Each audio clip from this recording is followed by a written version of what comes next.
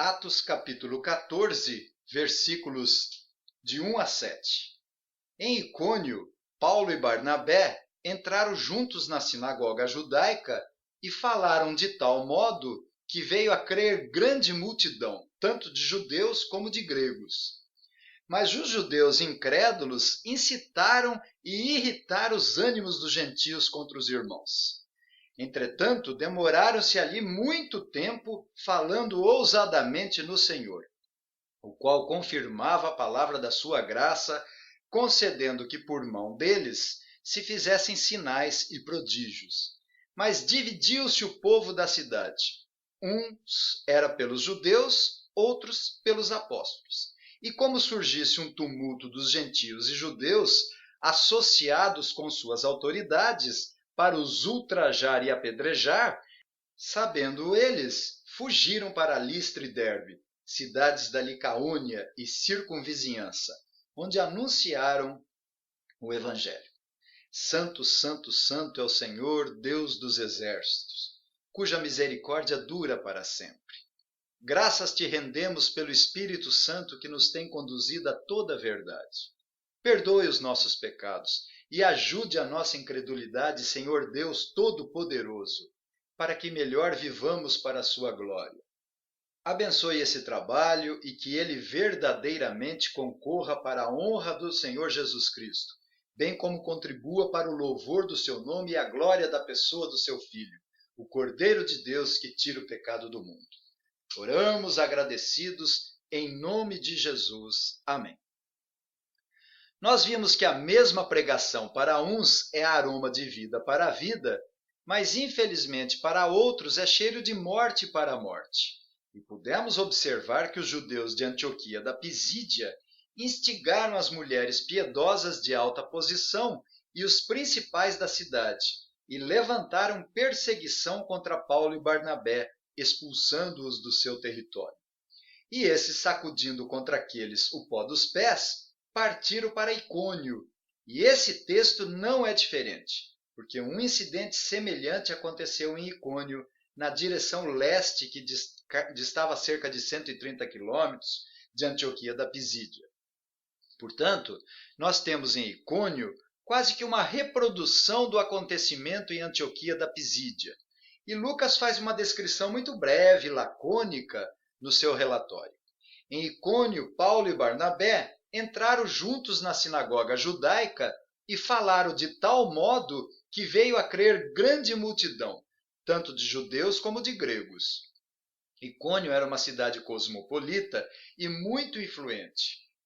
E lá naquele centro comercial habitavam várias etnias compostas de gregos, judeus, romanos e outros povos. E como era de costume e estratagema de Paulo, ele procurava as sinagogas, primeiramente, para instruir os seus ouvintes acerca da salvação em Cristo Jesus. Eu chamo a atenção para a expressão falaram de tal modo. Em Icônio, Paulo e Barnabé entraram juntos na sinagoga judaica e falaram de tal modo que veio a crer grande multidão, tanto de judeus como de gregos. Obviamente que eles não usaram de palavras persuasivas de sabedoria humana ou intuitos gananciosos. Eu lembro que esse livro é histórico, é o livro de Atos dos Apóstolos, é um livro histórico, mas são os atos do próprio Senhor Jesus por meio do Espírito Santo e pela instrumentalidade dos apóstolos. Nós vimos que, enquanto a igreja de Antioquia da Síria cultuava ao Senhor e jejuando, disse o Espírito Santo: separai-me agora Barnabé e Saulo para a obra a que os tenho chamado, e depois, enviados pelo Espírito Santo, desceram a Seleucia e dali navegaram para Chipre. O condutor da obra missionária é o Senhor Jesus pelo seu Espírito Santo.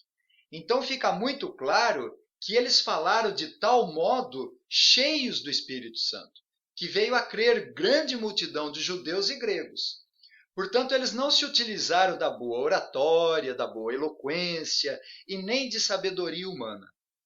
Paulo já havia falado o modo como pregava aos coríntios, lá na primeira carta aos Coríntios, capítulo 2, versículos de 1 a 5. E eu, irmãos, quando fui ter convosco, anunciando-vos o testemunho de Deus, não o fiz com ostentação de linguagem ou de sabedoria, porque decidi nada saber entre vós, senão a Jesus Cristo e esse crucificado. E foi em fraqueza, temor e grande tremor que eu estive entre vós. A minha palavra e a minha pregação não consistiram em linguagem persuasiva de sabedoria, mas em demonstração do Espírito e de poder, para que a vossa fé não se apoiasse em sabedoria humana, e sim no poder de Deus. Observe a expressão veio a crer grande multidão, tanto de judeus como de gregos. Que bênção e que aroma de vida para a vida puderam experimentar estas grandes multidões. O Evangelho tem esse objetivo de unir e desfazer todas as barreiras étnicas, raciais, culturais, e todos creram no mesmo Deus e Pai de nosso Senhor Jesus Cristo, adorando em uma unidade esse grande e poderoso Deus. Talvez por causa disso, Paulo passou a maior parte do tempo em Icônio na sua primeira viagem missionária. Lá em Antioquia, da Pisídia, é-nos informado que os missionários, sacudindo contra aqueles judeus o pó dos pés, partiram para Icônio. Quase certamente, a pregação de Paulo foi voltada para os gentios que frequentavam regularmente a sinagoga dos judeus. Mas como a mesma pregação para uns é aroma de vida para a vida, porém para outros é cheiro de morte para a morte, os judeus incrédulos incitaram e irritaram os ânimos dos gentios contra os missionários. Aqui se repete o ocorrido em Antioquia da Pisídia. E alguns judeus que se recusaram a receber a mensagem da salvação. Os judeus incrédulos suscitaram e provocaram os ânimos dos gentios. A palavra grega para incrédulos, apeiteo, significa desobedecer. Os judeus incrédulos se recusaram a obedecer o evangelho de nosso Senhor. A fé genuína está intimamente ligada com a obediência. A Confissão de Fé de Westminster, ao se referir à fé salvadora, reconhece e crê ser verdade tudo quanto na palavra de Deus é revelado e age de conformidade com aquilo que cada passagem contém em particular, prestando obediência aos mandamentos, tremendo às ameaças e abraçando as promessas de Deus para essa vida e para a futura. De fato, uma fé que não obedece é hipocrisia, desarraigada e morta. Não foi uma dádiva de Deus, mas é uma fé demoníaca, porque os demônios também creem e tremem, mas não obedecem. Jesus advertiu os desobedientes em Lucas 6,46, por que me dizem Senhor, Senhor, e não fazem o que eu mando? João Batista relacionou a incredulidade com rebeldia, com a desobediência, quando disse, por isso quem crê no Filho tem a vida eterna. O que todavia se mantém rebelde ou desobediente ou não crê no Filho, não verá a vida, mas sobre ele permanece a ira de Deus. Notamos mais claramente em Hebreus 3, 18 e 19, que mostra a relação de desobediência no versículo 18 com incredulidade no versículo 19. E contra quem jurou que não entrariam no seu descanso, senão contra os que foram desobedientes? Vemos, pois, que não puderam entrar por causa da incredulidade. E no capítulo 5, versículo 9, o autor anônimo reforça o significado de obediência da fé quando diz: e tendo sido aperfeiçoado, tornou-se autor da salvação eterna para todos os que lhe obedecem. E com respeito a Abraão, pai da fé, ele disse: pela fé, Abraão, quando chamado, obedeceu. E relacionou a conversão com o desejo de obediência. Outrora escravo do pecado, contudo, vieste a obedecer de coração. Nesse livro que estamos estudando pela graça e misericórdia de Deus em Cristo Jesus, no capítulo 6, versículo 7, também muitíssimos sacerdotes obedeciam à fé. A fé genuína será adornada com as boas obras e com certeza irá gerar ao crente, eleito e predestinado antes da fundação do mundo, um desejo sincero pela obediência.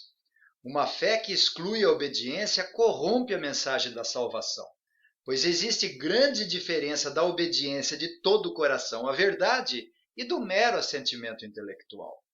Mas uma vez crente e temente a Deus por meio do Senhor Jesus Cristo pela operação eficaz do Espírito Santo, então as falhas, limitações e pecados são supridos e apagados pelo sangue de Jesus. Essa é a glória do cristianismo, o perdão definitivo dos pecados por meio do sangue de Jesus Cristo.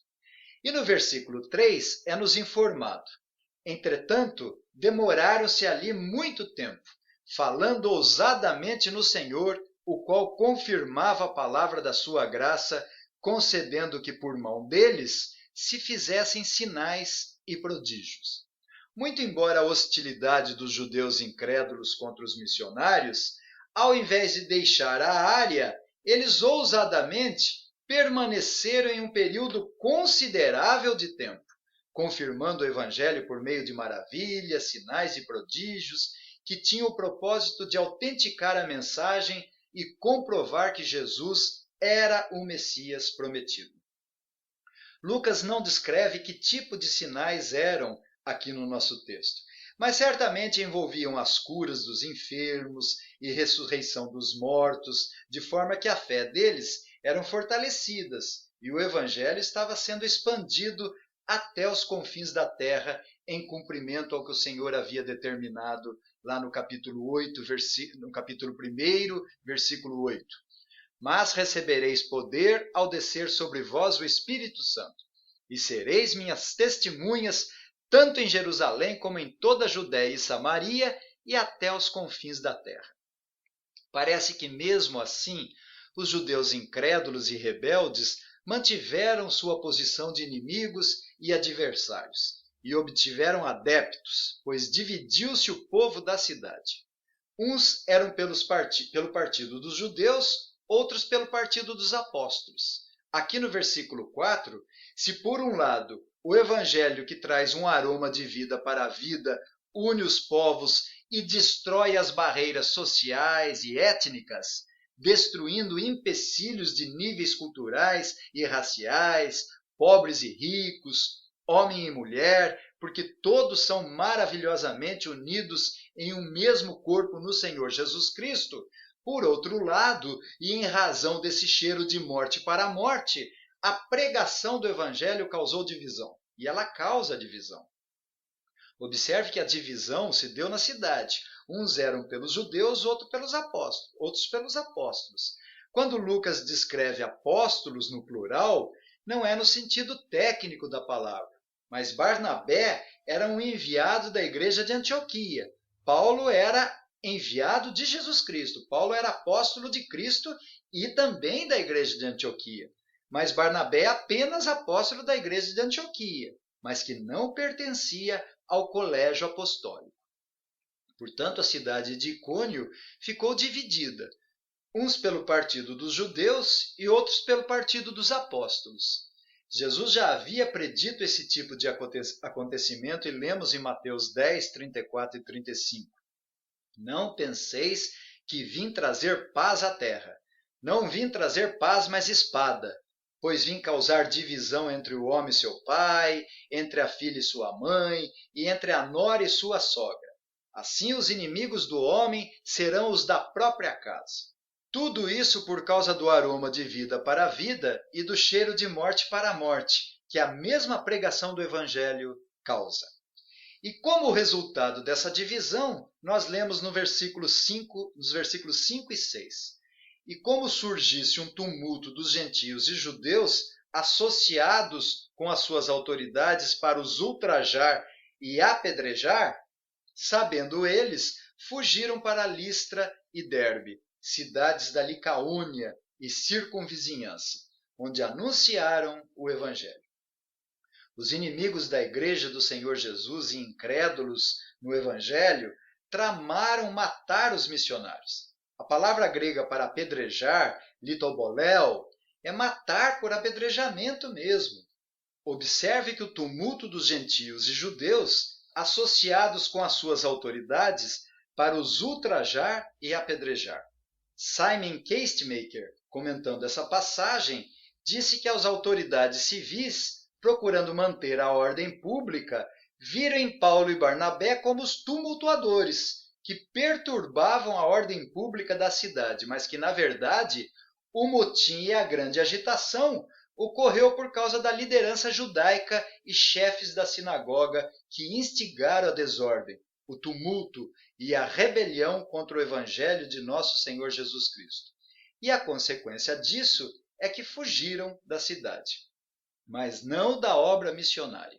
É-nos dito nos versículos 6 e 7, sabendo eles, fugiram para Listra e Derbe, cidades da Licaônia e circunvizinhança, onde anunciaram o evangelho. Eles não fugiram por causa do medo de morrer. Paulo disse que o viver para ele era Cristo e o morrer era lucro, mas fugiram para que pudessem pregar o evangelho em Listra e Derbe, cidades da Licaônia e circunvizinhança.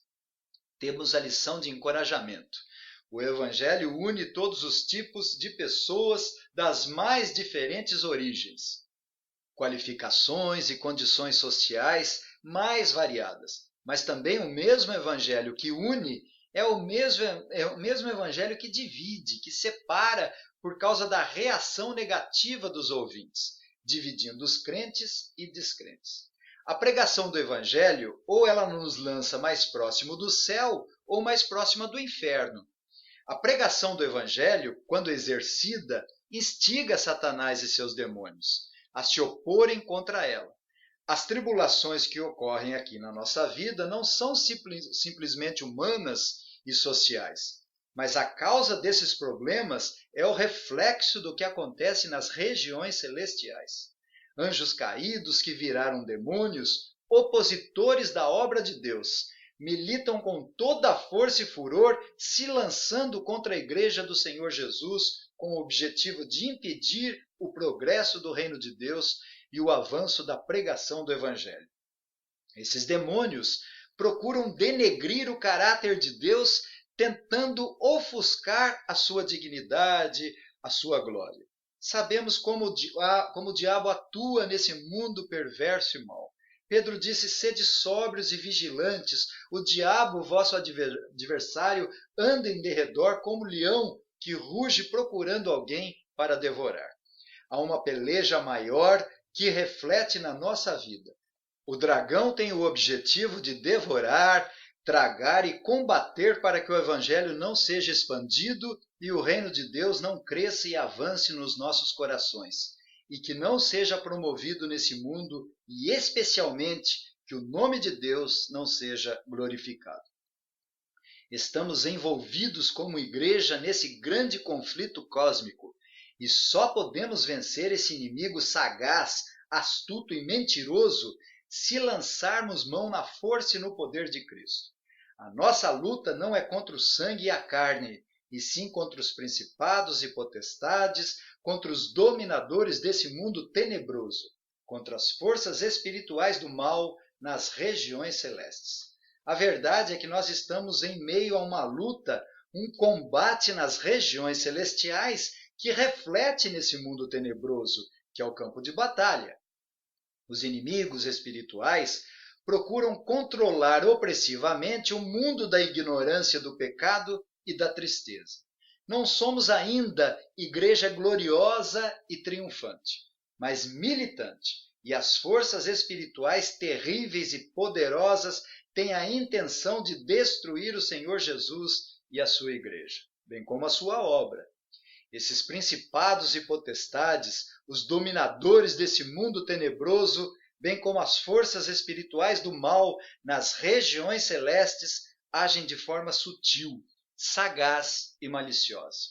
Todavia, sabemos que as trevas não prevalecem contra a luz, e o evangelho será anunciado até os confins da terra, para a glória do Senhor Jesus. Paulo irá ser preso, mas não o evangelho.